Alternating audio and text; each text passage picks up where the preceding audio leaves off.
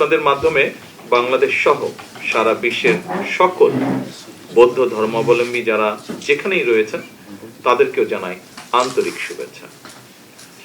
আমরা জানি পৃথিবীতে অনেকগুলো ধর্ম আছে, প্রতি ধর্মেরই অসংখ্য অনুসারীও রয়েছেন। প্রতিটি ধর্মই মানুষকে কল্যাণের দিকে আহ্বান করে। প্রতিটি ধর্মেরই কিছু বিধিবদ্ধ নিয়ম নীতি রয়েছে। বৌদ্ধ ধর্মাবলম্বীদের প্রধান ধর্মগুরু মহামতি গৌতম বুদ্ধ তার অনুসারীদের জন্য পঞ্চশীল নীতি দিয়েছিলেন। এই পঞ্চশীল নীতি হলো প্রাণী হত্যা না করা, চুরি, ব্যভিচার, মিথ্যা এবং মাদক থেকে বিরত থাকা, প্রেম, অহিংস এবং সর্বজীবের দয়াও বৌদ্ধ ধর্মের শিক্ষা।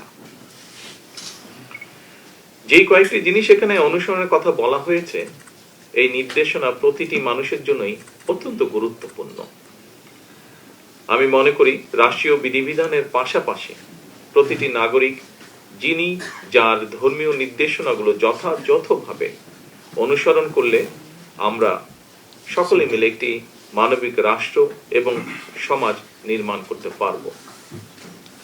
সুতরাং যাতে প্রতিটি নাগরিক প্রত্যেকেই যে যার ধর্মীয় রীতিনীতি ও অধিকার বিধি বিনা বাধায় স্বাধীনভাবে অনুকরণ ও ভোগ করতে পারেন, এমন একটি রাষ্ট্র ও সমাজ বিনির্মাণ করাই হচ্ছে আমাদের সরকারের অন্যতম প্রধান দায়িত্ব এবং অঙ্গীকার।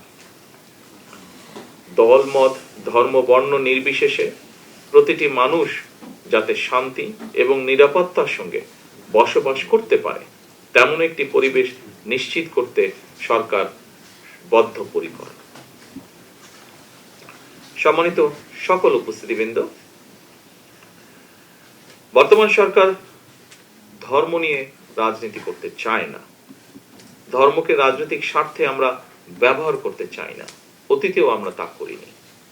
আমাদের সরকারের দৃষ্টিভঙ্গি হচ্ছে, যা একটু আগে স্বরাষ্ট্রমন্ত্রীও বলেছেন, আমিও জোর দিয়ে আবারও একই কথা বলতে চাই, ধর্ম যার যার, নিরাপত্তা পাবার অধিকার সবার। ধর্ম বর্ণ নির্বিশেষে বাঙালি অবাঙালি, বিশ্বাসী অবিশ্বাসী সবাই সকল ক্ষেত্রে সমানভাবে ভোগ করবে, অধিকার ভোগ করবে, এটাই বর্তমান সরকারের নীতি।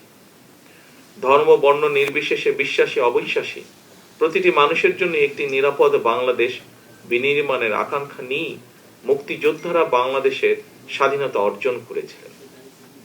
মুসলমান, বৌদ্ধ, হিন্দু, খ্রিস্টান সবাই মিলে লাখো প্রাণের বিনিময় এই দেশটা আমরা স্বাধীন করেছিলাম।